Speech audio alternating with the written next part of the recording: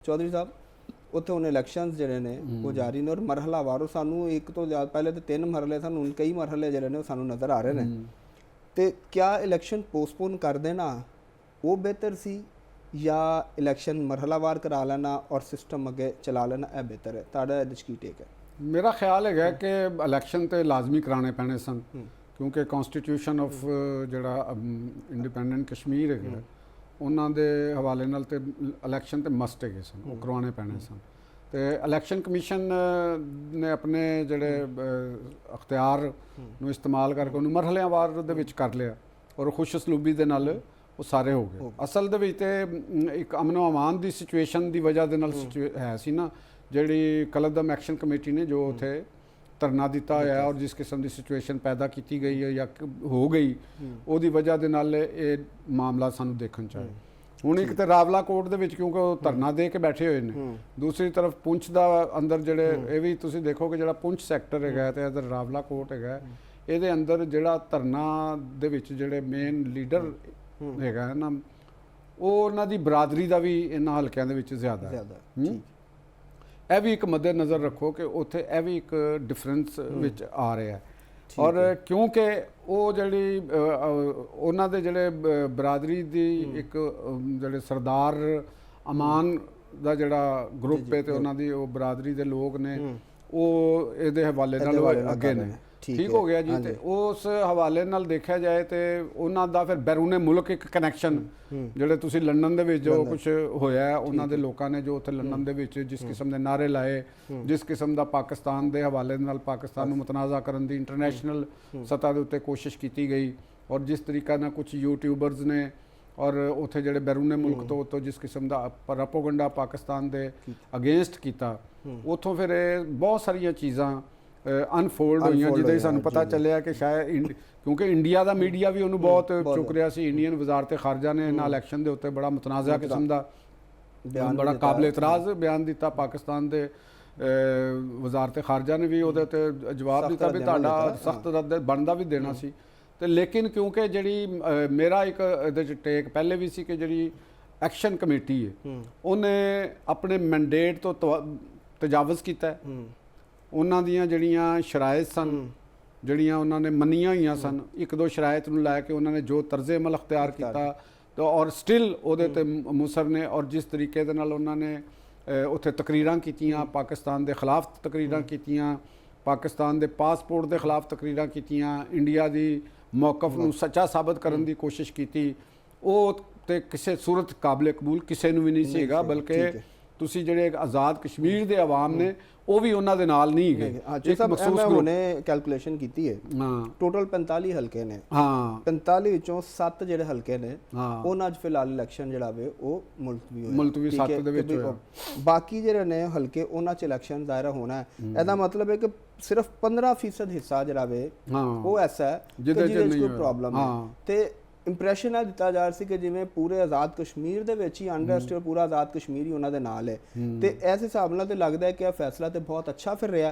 कि पूरी दुनिया नूं भी यह दसता गया कि नहीं आज़ाद कश्मीर च अमन है जिथे कोई थोड़ा बहुत प्रॉब्लम है उन्होंने किया जाए। तो जिहड़ी जमातां कह रही सन साफ तौर पर कि इन्होंने एंगेज भी कर लो और इलैक्शन मुलतवी कर दो तो क्या तुहानूं रियासत की स्ट्रैटेजी इस वक्त किस तरह की नज़र आई? मेरा ख्याल है कि जिहड़ी स्टेट ने बड़ी ही स्मार्टली इहनूं टैकल किया बहुत स्मार्टली टैकल किया। देखो जिहड़ा सब तो मेन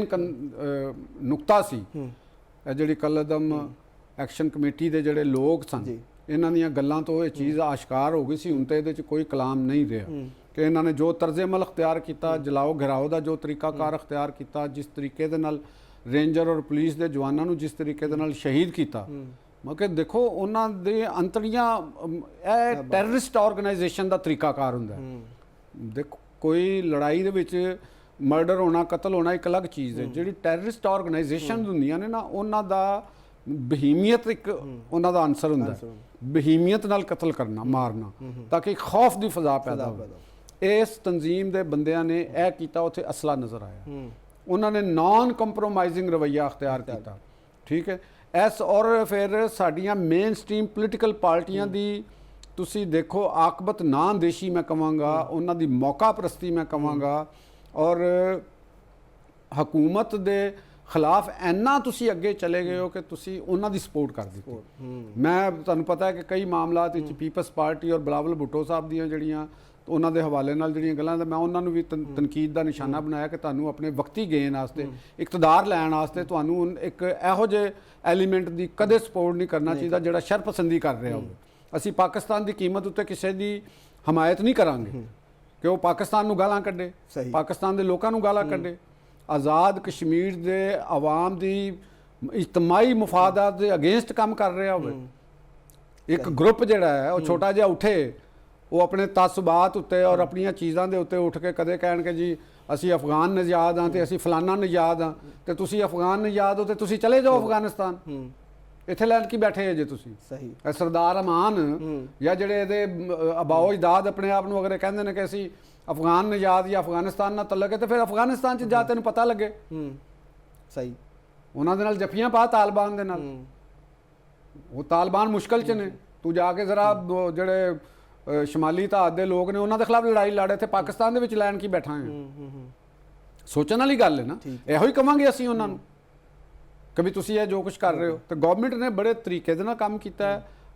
ਇਲੈਕਸ਼ਨ ਕਮਿਸ਼ਨ ਨੇ ਬੜੇ ਤਰੀਕੇ ਨਾਲ ਗੱਲ ਕੀਤਾ ਹੈ। ਦੇਖੋ ਕਿ ਹੁਣ ਮੁਸਲਿਮ ਲੀਗ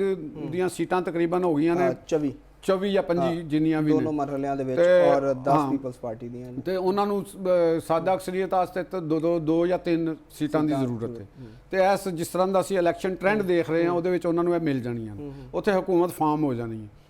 ਮੁਸਲਿਮ ਲੀਗ ਨੂਨ ਦੇ ਵਿੱਚ ਔਰ ਦੂਸਰੇ ਮੀਡੀਆ ਦੇ ਵਿੱਚ ਤੁਹਾਨੂੰ ਪਤਾ ਹੈ ਕਿ ਨੈਕਸਟ ਵਜ਼ੀਰ ਆਜ਼ਮ ਤੱਕ ਦੇ ਉੱਤੇ ਬਹਿਸ ਸ਼ੁਰੂ ਹੋ ਗਈ। ਬਿਲਕੁਲ ਉਹਨਾਂ ਦੇ 4 ਨਾਮ ਵੀ ਸਾਹਮਣੇ ਆ ਗਏ ਨੇ, ਤੇ ਉਹਨਾਂ ਦੇ ਵਿੱਚੋਂ ਸਾਨੂੰ ਪਤਾ ਹੈ ਅਗਲੀ ਗਵਰਨਮੈਂਟ ਦੀ ਫਾਰਮੇਸ਼ਨ 'ਚ ਇਹ ਵੀ ਕਿਹਾ ਗਿਆ ਕਿ ਜਿਹੜੇ ਮਹਾਜਰ ਇਹਨਾਂ ਨੂੰ ਨਹੀਂ ਦਿੱਤਾ ਜਾਏ, ਵਜ਼ਾਰਤਾਂ ਨਹੀਂ ਦਿੱਤੀਆਂ ਜਾਣਗੀਆਂ। ਤਾਰਕ ਫਜ਼ਲ ਚੌਧਰੀ ਸਾਹਿਬ ਮੁਸਲਿਮ ਲੀਗ ਦੇ ਜਿਹੜੇ ਲੀਡਰ ਨੇ ਉਹਨਾਂ ਨੇ ਇਹ ਵੀ ਗੱਲ ਕੀਤੀ ਕਿ ਅਸੀਂ ਜਿਹੜੇ ਉਹ ਨਕਾਤ ਨੇ ਉਹ ਬੇਸ਼ੱਕ ਉਹ ਕਲਦਮ ਹੋਣ ਤੇ ਨਹੀਂ ਜ਼ਰੂਰਤ, ਕਿਉਂਕਿ ਉਹਨਾਂ ਨੇ ਉਹਨਾਂ ਨੂੰ ਮੁਸਤਰਦ ਕਰਦਾ, ਲੇਕਿਨ ਅਸੀਂ ਉਹਨਾਂ ਦੇ ਉੱਤੇ ਅਮਲ ਕਰਦੇ ਹੋਇਆ ਕਰਾਂਗੇ, ਅਸੀਂ ਨਹੀਂ ਲਵਾਂਗੇ। ਕੋਸ਼ਿਸ਼ ਇਹੋ ਹੀ ਹੋਏਗੀ, ਅਜੇ ਫੈਸਲਾ ਨਹੀਂ ਹੋਇਆ ਪਾਰਟੀ ਦਾ ਉੱਤਾ, ਲੇਕਿਨ ਉਹੀ ਹੋਏਗਾ। ਤੇ ਪੀਪਲਸ ਪਾਰਟੀ ਨੂੰ ਵੀ ਇਸ ਕੰਮ ਦੇ ਵਿੱਚ ਇੰਤਸ਼ਾਰ ਦੀ ਸਿਆਸਤ ਨਹੀਂ ਕਰਨੀ ਚਾਹੀਦੀ।